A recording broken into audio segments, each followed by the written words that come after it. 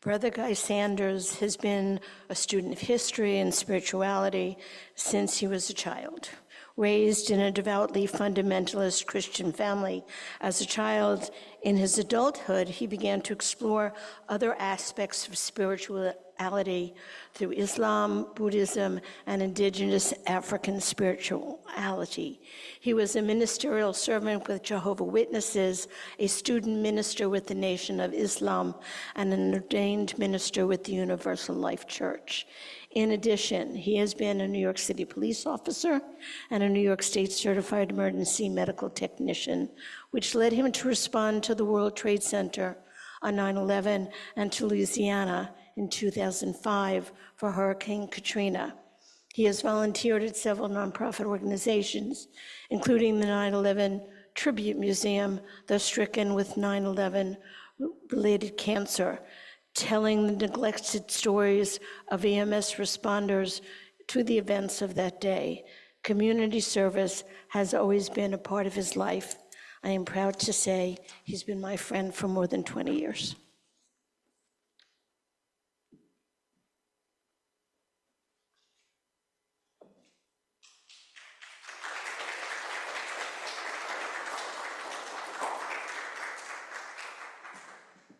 Thank you very much. I greet you all in peace. Before I begin, I'd like to thank Reverend Kathy Ricky and Robin Stewart, as well as the Unitarian Fundamentalist, Unitarian Universalist Fellowship of Boca Raton, for extending this invitation to me. I've been invited to share thoughts with you about what has recently become a new U.S. federal holiday, Juneteenth. Now, while it may be new to the federal government and to many other people, it is by no means a new commemoration. So today I'm going to speak briefly about the meaning behind the celebration, why it exists, and what it can and should mean to all of us, and not just to Black people in America. June 19th, besides being the birth date of my late mother, who was born in the segregated South Carolina, the date does have other special significance. Now, many of us learned while we were in school that chattel slavery was a dark chapter in American history, though it contributed mightily to the way the United States was able to build economic and political power on the world stage. You may have heard that the enslavement of Africans and their descendants started in the colony of Virginia in 1619 and ended with Lincoln's Emancipation Proclamation in 1863. Well, it's not entirely true. For example, in 1565, the Spanish brought enslaved Africans to present-day St. Augustine, Florida, the first European settlement of what is now the continental United States. In 1526, a Spanish expedition to present-day South Carolina were thwarted when the enslaved Africans aboard fought back and rebelled. So I guess that's some of the American history that some people don't want taught in our schools. But it's also an unfortunate fact that the Emancipation Proclamation did not put an end to chattel slavery in the United States. In actuality, the Emancipation Proclamation only affected 10 Confederate states: South Carolina, Mississippi, Florida, Alabama, Georgia, Louisiana, Texas, Virginia, Arkansas, and North Carolina. That included for the Union slaveholding states of Maryland, Delaware, Missouri, and Kentucky. They were able to maintain slavery in those states. The fact of the matter was that even in the North, free Blacks didn't have the right to vote. They couldn't serve on juries, nor could they hold public office. So the Emancipation Proclamation wasn't simply an act of benevolence by a leader who abhorred the practice of slavery and who did so for humanitarian reasons. It was also a political and military strategy designed to weaken and break the rebellious states in the Confederacy. Of course, just because Lincoln decreed it didn't mean that the states that didn't recognize his authority were going to abide by it. Now, as the Civil War continued and the North gained victories, that edict could be enforced by the advancing Union troops as they took back territory. But the states that did not comply were on their own as far as that was concerned.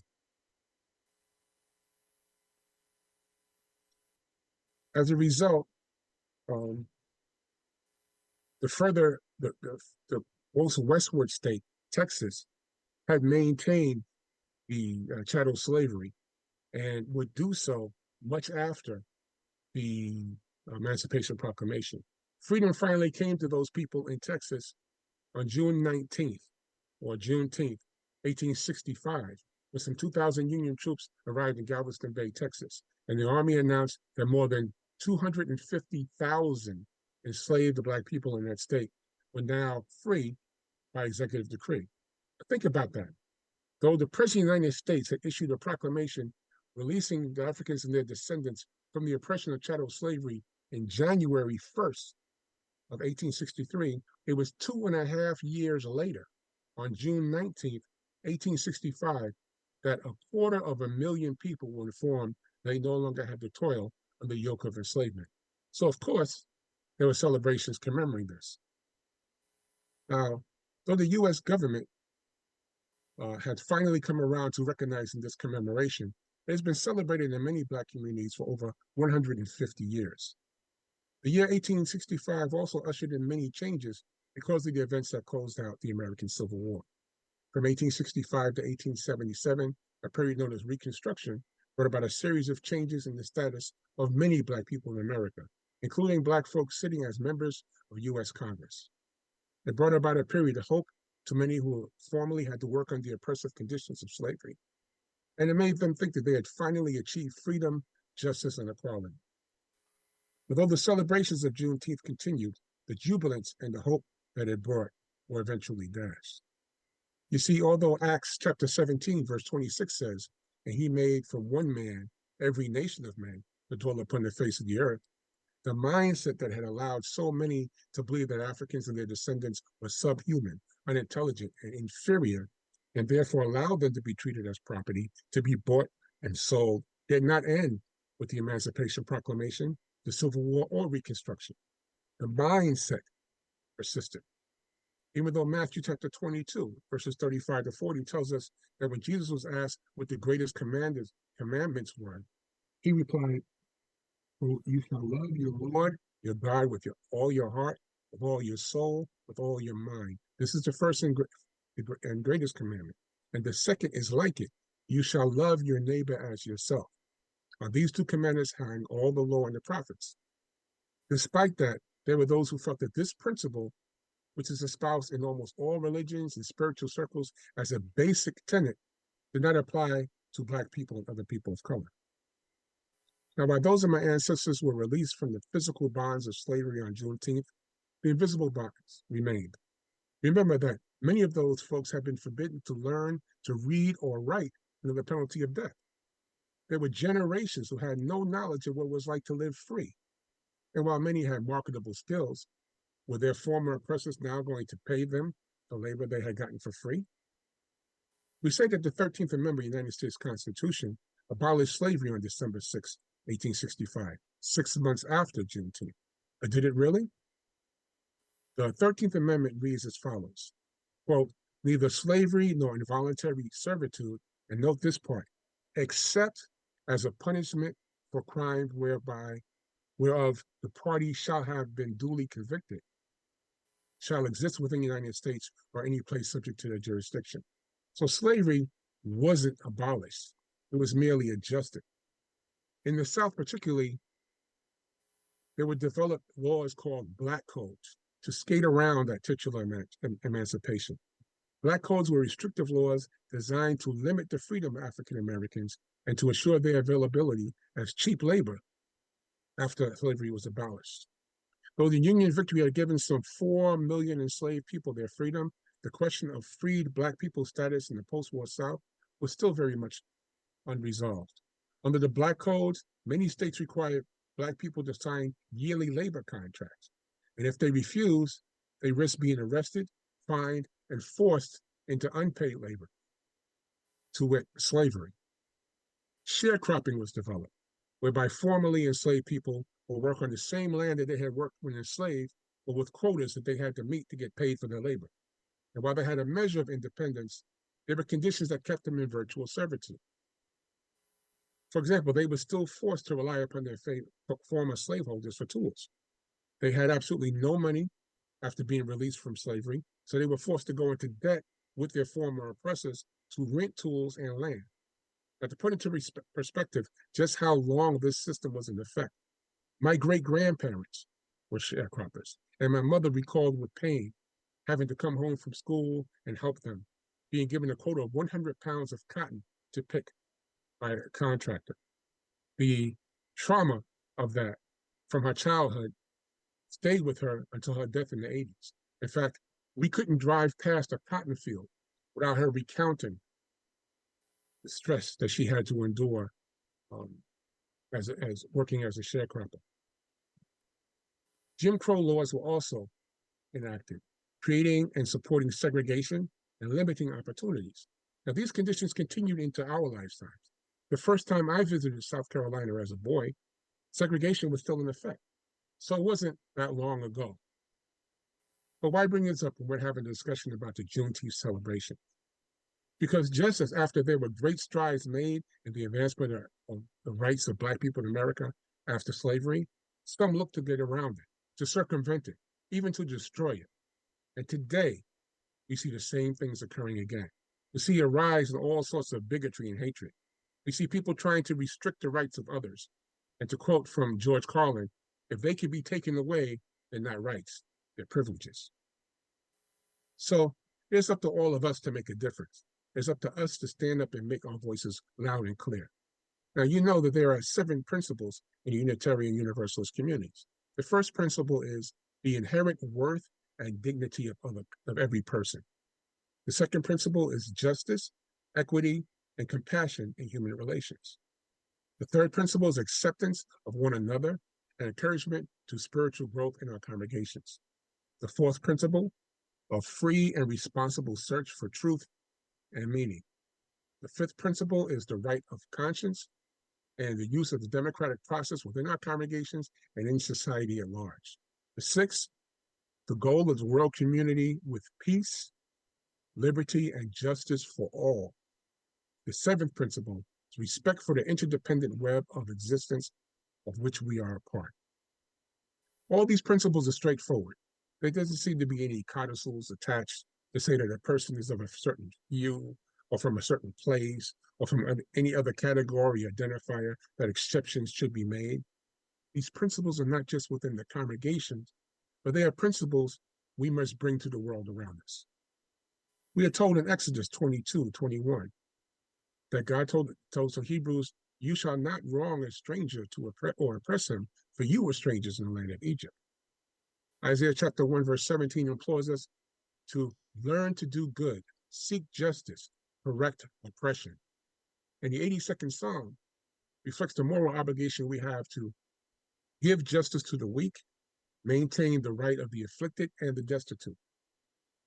In the Quran, in the 55th Surah, in the 7th to 9th ayat, it says, and the heaven he raised and imposed the balance, that you do not transgress the balance, and establish weight in justice, and do not make deficient the balance. In the 16th Surah, in the 90th ayat, we are told, God commands justice and fair dealing. But beyond the writings that many take as scripture is the principal human quality of morality and ethics.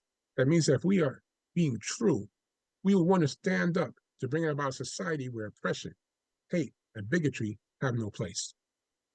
As with everything in this world, we must ensure that we do not let evil injustices become more powerful than goodness. We must diligently and consistently protect and support those who are oppressed or wronged in the pursuit of freedom, justice, and equality. On June 19th, or Juneteenth, almost 160 years ago, over 250,000 formerly enslaved Black Americans embraced the freedom that was promised through the executive decree of the United States President. Also called Freedom Day, these people look forward bristling with hope and with an eye towards self-determination, citizenship, and democracy. It was their wish to get a fresh start, one of independence and freedom from oppression, even while understanding there were people who had been willing to fight and die to preserve the system that enslaved them. Juneteenth was celebrated beyond the Black codes. It was celebrated through Jim Crow and segregation. It was celebrated through the civil rights movement and the FBI's efforts to undermine them through their counterintelligence program, or COINTELPRO. It has been celebrated through the Depression, the recession, and even through some contentious congressional sessions. So now that Juneteenth has been recognized by the U.S. government as a federal holiday, we don't want it to lose its meaning. We see that some states and some companies don't celebrate the Dr. Martin Luther King Jr.'s birthday, though it has been a federal holiday since 1983, over 40 years. We can't let it be just another day at the beach or a good day to catch a sail. We also don't want to see it commercialized so folks can buy their Juneteenth ensembles or get that special Juneteenth burger at Wendy's. It doesn't mean you should call all your Black friends, put on African kente cloth, and share libations. Consider the fact that in Europe, some of the concentration camps used by the horrific Nazi regime during World War II are still standing as a reminder of how utterly inhumane people can be to one another. While yet here, plantations with formerly enslaved Black people, are seen as venues for weddings and receptions. And I think you'll understand what I'm trying to say about mindsets. Juneteenth is a testament to the resilience of a people, battered, bruised, and crushed to the earth, who continue to rise despite all the obstacles that have been placed in their way, striving for a measure of freedom. We can celebrate all of that. Let us remember that while they may have been physically in bondage, their minds, their hearts, and their spirits were set toward the pursuit of freedom. Let us also never forget that it's a sad testimony to how some will navigate their way around laws and morality and common decency to achieve or keep personal gain. We all can and should commemorate the quest for freedom, justice, and equality. Now, if you look at your program and you look behind me, you will see there's a flag that's referred to as the Freedom Flag. It's been used to symbolize Juneteenth since 1997. Now, the flag uses the colors of red, white, and blue from the American flag because we have been woven into the rich tapestry of America even before it was a country. We are as elites. We are at least as American of others who were born here and may even have a greater generational presence in this country than many others, even though we did not, and in many ways still do not, have all the rights and privileges that are supposed to be conferred upon us as natural-born citizens of this country. Featured prominently in the center of the flag is a white star called the Bursting Star of Freedom.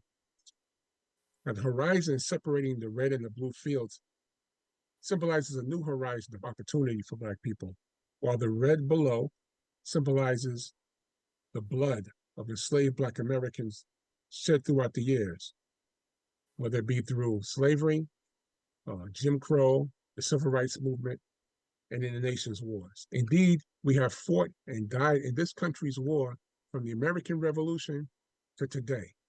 When my father joined the military as a teenager, the U.S. military was still segregated. Most importantly, beyond the celebration of the day, is the idea that we can work diligently every day to ensure that this is not just a dream of a dreamer or the hopes of the people, but a reality for all people of conscience. It was Malcolm X who said that no one can give another person freedom. If you're human, you must take it. We have to facilitate that. So let us do that as we commemorate the significance of the Juneteenth holiday and ponder its meaning. So with that, I wish you all a happy Juneteenth, and I leave you as I greeted you with words of peace unto all of you. Thank you.